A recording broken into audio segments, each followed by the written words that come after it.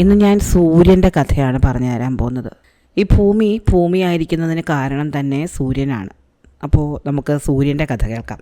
കശ്യപ പ്രജാപതിയുടെ ഭാര്യയായ അദിതി ദേവമാതാവാണ്.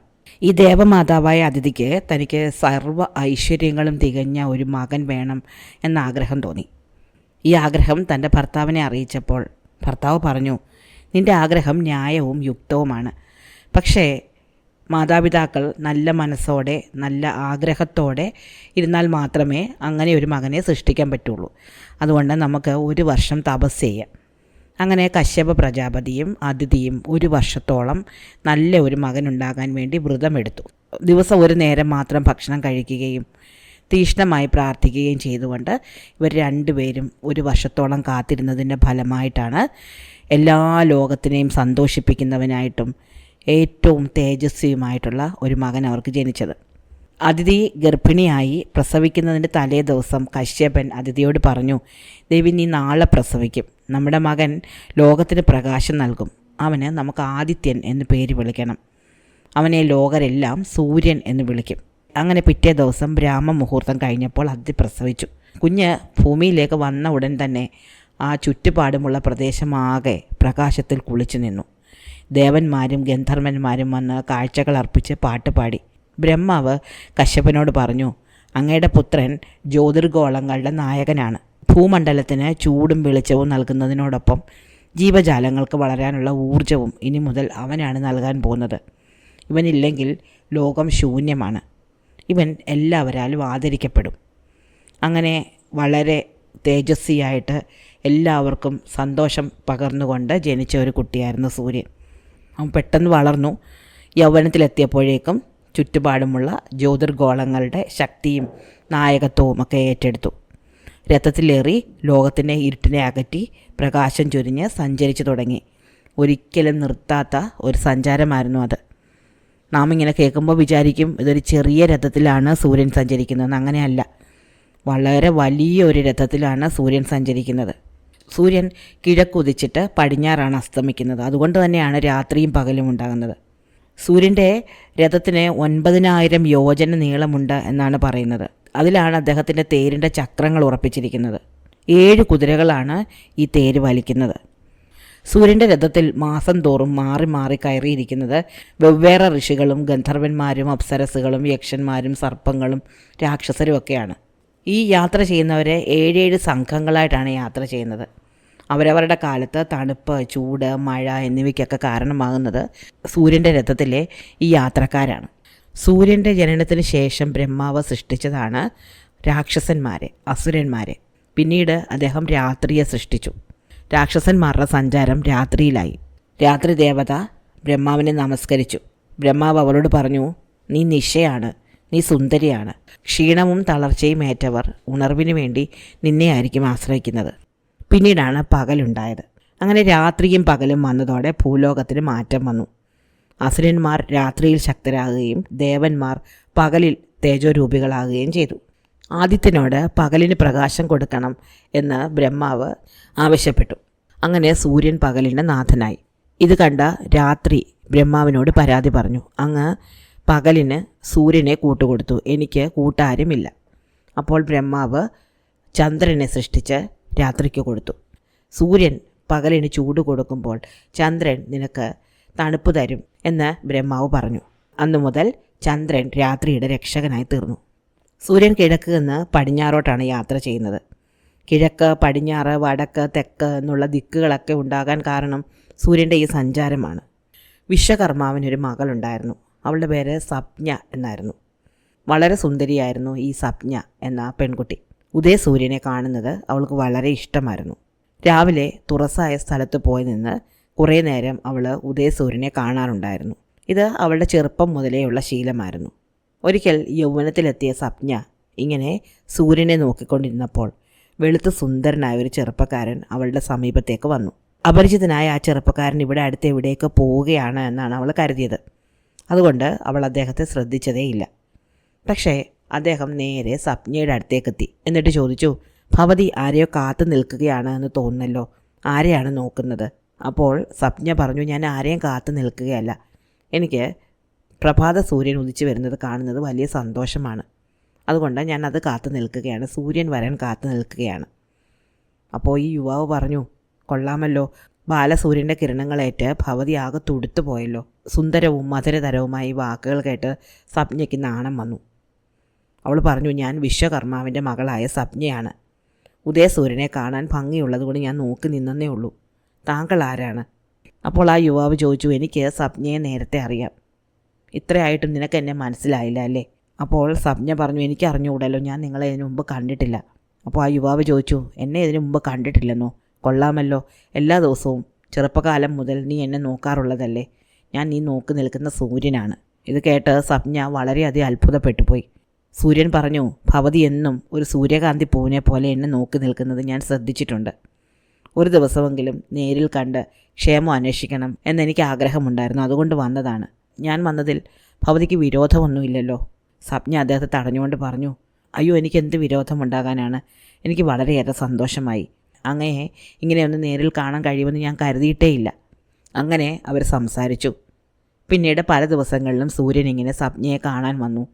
അധികം വൈകാതെ സൂര്യൻ വിശ്വകർമാവിനോട് മകളായ സപ്നയെ തനിക്ക് വിവാഹം കഴിച്ചു തരുമോ എന്ന് ചോദിച്ചു. വിശ്വകർമാവിന് വളരെ സന്തോഷമായിരുന്നു വിവാഹാലോചന നടത്തിക്കൊടുക്കുന്നതിൽ. അങ്ങനെ വിവാഹം വളരെ മംഗളമായിട്ട് നടന്നു. വിവാഹം നടന്നു കഴിഞ്ഞാണ് സപ്നയ്ക്ക് ഒരു കാര്യം മനസ്സിലായത്. സൂര്യനെ ദൂരെ നിന്ന് കാണാൻ വളരെ സന്തോഷമായിരുന്നു, പക്ഷേ അടുത്തെത്തുമ്പോൾ വല്ലാത്ത ചൂടാണ്. പലപ്പോഴും സൂര്യൻ്റെ ചൂട് സപ്നയ്ക്ക് താങ്ങാനേ പറ്റുന്നുണ്ടായിരുന്നില്ല. സൂര്യൻ്റെ അപാരമായ ശക്തി താങ്ങാനാവാതെ സപ്ന വല്ലാതെ വിഷമിച്ചു. എങ്ങനെ വിവാഹബന്ധം മുന്നോട്ട് കൊണ്ടുപോകും എന്ന് പോലും അവൾക്ക് തോന്നി. എന്നാൽ സൂര്യനെ അവൾക്ക് ജീവനായിരുന്നു. അതുകൊണ്ട് തന്നെ അദ്ദേഹത്തിൻ്റെ തേജസ് തനിക്ക് ബുദ്ധിമുട്ടുണ്ടാക്കുന്നുവെന്ന് അദ്ദേഹത്തോട് പറയാൻ സപ്നയ്ക്ക് തോന്നിയില്ല. അവസാനം അവളൊരു തീരുമാനത്തിലെത്തിച്ചേർന്നു. കുറച്ച് ദിവസത്തേക്ക് ഇവിടെ നിന്ന് മാറി നിൽക്കാം, എന്നിട്ട് തപസ് ചെയ്ത് ഇദ്ദേഹത്തിൻ്റെ ചൂട് താങ്ങാൻ പറ്റിയ കഴിവ് തനിക്ക് വേണം എന്ന് ദൈവത്തിനോട് ആവശ്യപ്പെടാം. അവൾക്ക് വളരെ വിശ്വസ്തയായ ഒരു തോഴി ഉണ്ടായിരുന്നു, ഛായ. അപ്പോൾ സപ്ന ഛായയെ വിളിച്ചിട്ട് പറഞ്ഞു, ഞാൻ വളരെ രഹസ്യമായ ഒരു കാര്യം നിന്നോട് പറയാം. നമ്മൾ രണ്ടുപേരും അല്ലാതെ മറ്റാരും ഇക്കാര്യം അറിയരുത്. എൻ്റെ ഭർത്താവായ സൂര്യൻ്റെ ചൂട് എനിക്ക് താങ്ങാനേ പറ്റുന്നില്ല. പക്ഷേ എനിക്ക് അദ്ദേഹത്തോടുള്ള സ്നേഹം അടക്കാനും പറ്റുന്നില്ല. എനിക്ക് അദ്ദേഹത്തെ ഉപേക്ഷിച്ച് ദൂരെ പോകാൻ പറ്റില്ല. അതുകൊണ്ട് ഞാൻ ദേവിയെ തപസ് ചെയ്ത് ശക്തി സമ്പാദിക്കാൻ പോവുകയാണ്. അദ്ദേഹത്തിൻ്റെ ദുസ്സഹമായ ചൂട് സഹിക്കാനുള്ള ശക്തി എനിക്ക് വേണം. ഞാനിങ്ങനെ പോയ കാര്യം എൻ്റെ ഭർത്താവ് അറിയരുത്. കാരണം അദ്ദേഹത്തിൻ്റെ ചൂട് എനിക്ക് താങ്ങാൻ പറ്റുന്നില്ല എന്ന് അദ്ദേഹം അറിഞ്ഞാൽ അദ്ദേഹത്തിന് തന്നെ വിഷമമാവും. നീ എൻ്റെ വേഷത്തിൽ അദ്ദേഹത്തെ പരിചരിക്കണം. ആർക്കും ഒരു സംശയം തോന്നാൻ ഇടവരരുത്. ഛായയ്ക്ക് ഇത് കേട്ടപ്പോൾ വലിയ സന്തോഷമായി. ഇങ്ങനെയൊരു അവസരത്തിന് വേണ്ടി ഛായ കാത്തിരിക്കുകയായിരുന്നു. കാരണം ഉള്ളുകൊണ്ട് ഛായയ്ക്ക് ഈ സൂര്യനോട് വലിയ ഇഷ്ടമുണ്ടായിരുന്നു. എന്നാൽ തൻ്റെ തോഴിയായ സപ്നയുടെ ഭർത്താവായ സൂര്യൻ്റെ മുന്നിൽ ചെല്ലാൻ പോലും ഛായയ്ക്ക് പേടിയുണ്ടായിരുന്നു. എന്തായാലും സപ്ന ഇങ്ങനെ തപസ് ചെയ്യാൻ പോയതോടെ സപ്നയുടെ വേഷത്തിൽ ഛായ സൂര്യൻ്റെ കൊട്ടാരത്തിൽ കയറിക്കൂടി. പലപ്പോഴും സപ്നയോട് അസൂയ തോന്നിയിട്ടുണ്ടായിരുന്നു ഛായയ്ക്ക്. അത്രയധികം സ്നേഹം സൂര്യൻ സപ്നയോട് കാണിക്കാറുണ്ടായിരുന്നു. അങ്ങനെ ഒരു ഭർത്താവിനെ കിട്ടാൻ ആരും കൊതിച്ചു പോകുമായിരുന്നു. അതുകൊണ്ട് തന്നെ കിട്ടിയ അവസരം ഛായ നന്നായിട്ട് ഉപയോഗിച്ചു. അവൾ സപ്നയുടെ വേഷത്തിൽ സൂര്യൻ്റെ അടുത്ത് ചെന്ന് ഭാര്യയായിട്ട് പെരുമാറാൻ തുടങ്ങി. സപ്നയെക്കാളിലും കുറച്ചുകൂടെ ആരോഗ്യവും ബലവുമുള്ള ആളായിരുന്നു ഛായ.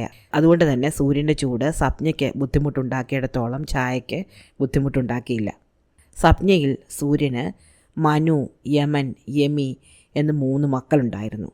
ഈ മക്കളെ സപ്ന എങ്ങനെ നോക്കുന്നോ അതുപോലെ തന്നെ ഛായ നോക്കി. സപ്ന ഒരിക്കലും തിരിച്ചു വരരുതേ എന്ന് അവൾ പ്രാർത്ഥിക്കുന്നുണ്ടായിരുന്നു. അധികം താമസിക്കാതെ ഛായയും ഗർഭിണിയായി. ഛായയിൽ സൂര്യന് ശനൈശ്വരൻ, മനു, തപതി എന്നിങ്ങനെ 3 സന്താനങ്ങൾ ഉണ്ടായി. ഒരു ദിവസം സപ്നയുടെ മകനായ യമൻ ഛായയുടെ മകനായ ശനൈശ്വരനെ ശക്തമായി ഒന്ന് നുള്ളി. അപ്പോൾ ഈ കുട്ടി വേദന കൊണ്ട് പൊട്ടിക്കരഞ്ഞു. ഇത് കണ്ടു നിന്ന ഛായ ദേഷ്യം കൊണ്ട്, നീ എന്താ ചെയ്തത്? എൻ്റെ കുഞ്ഞിനെ ഉപദ്രവിക്കാൻ നിനക്ക് എങ്ങനെ ധൈര്യം വന്നു? ഒരു ബലവുമില്ലാത്ത അമ്മയുടെ മകനല്ലേ, പിന്നെ നീ എങ്ങനെ നന്നായി വരും എന്നൊക്കെ വഴക്ക് പറഞ്ഞു. ഇത് കുറച്ചപ്പുറത്ത് നിന്ന് സൂര്യൻ കേട്ടു. തൻ്റെ ഭാര്യ ഇങ്ങനെ പരുഷമായി സംസാരിക്കുമെന്ന് അദ്ദേഹം ഒരിക്കലും കരുതിയില്ല. മാത്രമല്ല ആ വാക്കുകൾ അദ്ദേഹത്തെ നോവിച്ചു. എന്തുകൊണ്ടാണ് ഇവളിങ്ങനെ പറയുന്നത് എന്ന് അദ്ദേഹം ചിന്തിച്ചു. മാത്രമല്ല കുറേ കാലം കൊണ്ട് തൻ്റെ ഭാര്യയുടെ പെരുമാറ്റത്തിലുണ്ടായ വ്യത്യാസം അദ്ദേഹം ശ്രദ്ധിക്കുന്നുണ്ടായിരുന്നു. അതുകൊണ്ട് ഇത് തൻ്റെ ഭാര്യയല്ല എന്ന് അദ്ദേഹത്തിന് ഉറപ്പായി. അദ്ദേഹം സപ്ന ഇങ്ങോട്ട് വരൂ എന്ന് വിളിച്ചു. അപ്പോൾ ഛായയാണ് ചെന്നത്. സപ്നയ്ക്കും തനിക്കും മാത്രം അറിയാവുന്നൊരു രഹസ്യത്തെപ്പറ്റി സൂര്യൻ അപ്പോൾ അവളോട് ചോദിച്ചു. അത് ഛായയ്ക്ക് അറിഞ്ഞുകൂടായിരുന്നു. അതുകൊണ്ട് ഇത് സപ്ന അല്ല എന്ന് സൂര്യന് മനസ്സിലായി. ദേഷ്യം വന്ന സൂര്യൻ ഉടൻ തന്നെ ഛായയോട് സത്യം പറയാൻ ആവശ്യപ്പെട്ടു. പേടിച്ചു പോയ ഛായ ഉണ്ടായ കാര്യങ്ങളെല്ലാം സൂര്യനോട് പറഞ്ഞു. തൻ്റെ തീക്ഷ്ണമായ ചൂട് സഹിക്കാതെ, തൻ്റെ കഠിനമായ തീക്ഷ്ണമായ ചൂട് സഹിക്കാൻ വയ്യാതെ തൻ്റെ പത്നിയായ സപ്ന തപസ് ചെയ്യാൻ പോയി എന്ന് കേട്ടപ്പോൾ സൂര്യന് വളരെയധികം ദുഃഖമുണ്ടായി. അദ്ദേഹം അവളെ അന്വേഷിച്ച് ഗംഗാതീരത്തെത്തി. അവിടെ മറ്റാരും അറിയാതിരിക്കാൻ വേണ്ടിയിട്ട് ഒരു പെൺകുതിരയുടെ വേഷത്തിൽ സപ്ന തപസ് ചെയ്യുകയായിരുന്നു. അവളെ അങ്ങനെ കണ്ടപ്പോൾ സൂര്യൻ ഒരു ആൺകുതിരയുടെ വേഷം ധരിക്കുകയും അവളുടെ അടുത്ത് ചെല്ലുകയും ചെയ്തു. വളരെ പരിഭവത്തോടെ സൂര്യൻ അവളോട്, എൻ്റെ ചൂട് നിനക്ക് സഹിക്കാൻ പറ്റുന്നുണ്ടായിരുന്നില്ലെങ്കിൽ നീ എന്നോട് പറഞ്ഞാൽ മതിയായിരുന്നല്ലോ. നമുക്ക് ആലോചിച്ച് എന്തെങ്കിലും പരിഹാരം കണ്ടുപിടിക്കാൻ പറ്റുമായിരുന്നല്ലോ. പിന്നെ നീ എന്തിനാണ് എന്നെ ഉപേക്ഷിച്ച് ഇങ്ങനെ പോയത് എന്ന് ചോദിച്ചു. ഇത് കേട്ടപ്പോൾ സപ്നയ്ക്കും വളരെ ദുഃഖം തോന്നി. എന്തായാലും കുറച്ചു കാലം ഈ കുതിരയുടെ വേഷത്തിൽ ഇവർ രണ്ടുപേരും ആ കാട്ടിൽ താമസിക്കുകയും ആ സമയത്ത് സപ്ന ഗർഭിണിയായിട്ട് അശ്വനി കുമാരന്മാരെയും രേവന്തനെയും പ്രസവിക്കുകയും ചെയ്തു. പക്ഷെ അപ്പോൾ പോലും സൂര്യൻ്റെ ചൂട് സപ്നയ്ക്ക് താങ്ങാൻ പറ്റുന്നുണ്ടായിരുന്നില്ല.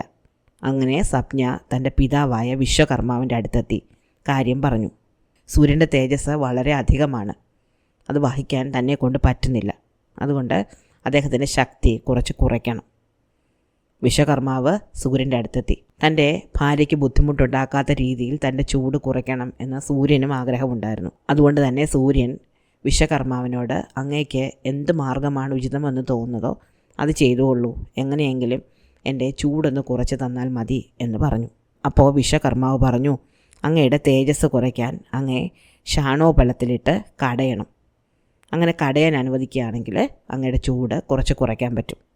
സൂര്യൻ സമ്മതിച്ചു. അങ്ങനെ വിശ്വകർമാവ് സൂര്യനെ കടയാൻ തുടങ്ങി. തേജസ് തീപ്പൊരിയായിട്ട് ചിതറിത്തെറിച്ചു. അങ്ങനെ 1 വർഷത്തോളം വിശ്വകർമാവ് സൂര്യനെ കടഞ്ഞു.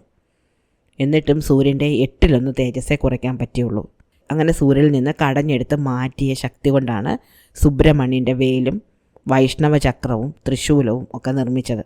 തേജസ് കുറച്ച് കുറഞ്ഞപ്പോൾ സൂര്യൻ്റെ ചൂട് സപ്നയ്ക്ക് സഹിക്കാമെന്ന് വന്നു.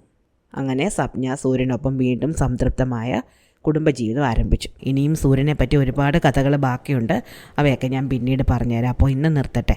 എല്ലാവർക്കും ഈ കഥ ഇഷ്ടമായെന്ന് കരുതുന്നു. അടുത്ത കഥ അടുത്ത ദിവസം.